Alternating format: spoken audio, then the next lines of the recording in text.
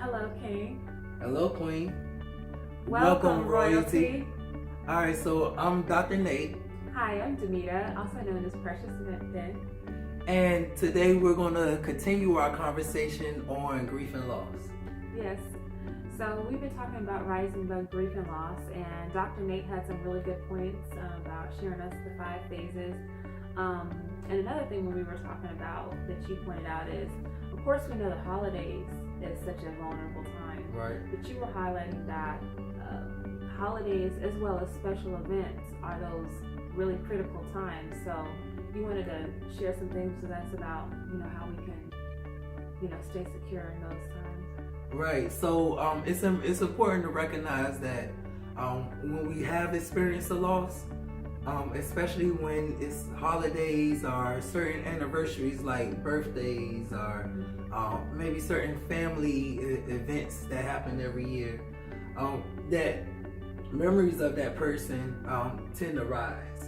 And so we may begin grieving once again because emotions are coming up when those times get closer. So when, especially around Thanksgiving and Christmas, those are major times where feelings start popping back up. Yeah. And the reason I want to educate people on that is because we may start behaving in certain ways, not realizing that that we're grieving, right? So we may stop going to the gym. If I was going to the gym or taking Zumba classes on a regular, and all of a sudden I stop. Us being creative, we may just say, oh, I don't have time right now, or I just don't feel like I'll get it later, not realizing it's because these emotions are starting to come up. And so when these emotions come back up, we may start that grieving process again without recognizing. So when holidays come up, just think about 3 weeks before and 3 weeks after major holidays, our birthdays, our anniversaries, when they're coming up, just notice what's going on in you. Just notice, any feelings, and prepare whether you want to talk with somebody about it, whether you want to prepare by making sure you take a short vacation from work during these times where you can just sit and process the information. Or you could gather with family and talk with family, because if you're going through it, your family members might be going through it as well. So it might be a topic for you all to discuss in just remembrance of it. And it's okay. It's okay to feel these emotions when they come up.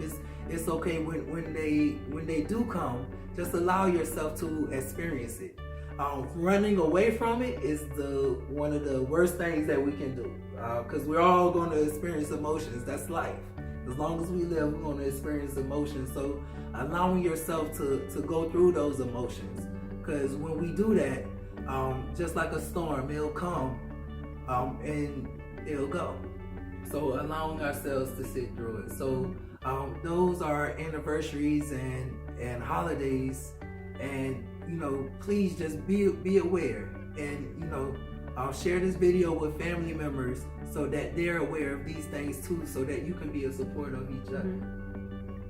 I know for those of you that may be tuning in for the first time, Dr. Nate has studied grief and loss, and I am actually just navigating through a journey of having lost my mother and my brother. And especially this time with mom having transitioned, and we are in the holidays right now. We just had Thanksgiving, and we're right here at Christmas. And like you said, Dr. Nate, I'm being intentional around staying around love. I am I am staying around an atmosphere of love. So whether that's friends or family. Right. And for me, family are the people that are loyal to you, that you can rely on, and that are 100, that are really there for you. That's family to me. And so it's really cool that you highlight that, because that's been one thing that I'm adopting in this journey. Staying around an atmosphere of peace, as I mentioned before, but also intentional to stay around love, because the atmosphere that you're around just it makes and breaks. and sharing hope with others has really been an inspiration of the journey too. So I just hope that this encourages someone, because believe it or not, even when you have a loss, you can build something great. Okay, you know, on the streets they have a phrase called "ride or die." You know what I mean? Right. So this time around, having lost mom, one of the things that I, begin to consider in my journey, although I'm still pretty new to it, is I have a role to play in how and who I become on the other side of loss. I'm certainly not sitting here and don't say that I don't miss my mom, and it's still not a habit for me to, I gotta text my mom this picture or call her, and then when I realize that I'm not able to do that, it is still kind of a little bit of a shock. But that street phrase, ride or die, is one thing that I thought about. And the more that I help others, the more that I focus and build something great, helps me to rise above what could be such a grievous time. Right. So I definitely agree. Pay attention to your surroundings. If you haven't already, start developing a strong, positive support network and environment around you to help you in this process, and also to prepare you for whatever else life may throw at you. Right. So I've enjoyed this conversation with you, Queen. Always good talking with you too, King. All right, and as always, stay royal.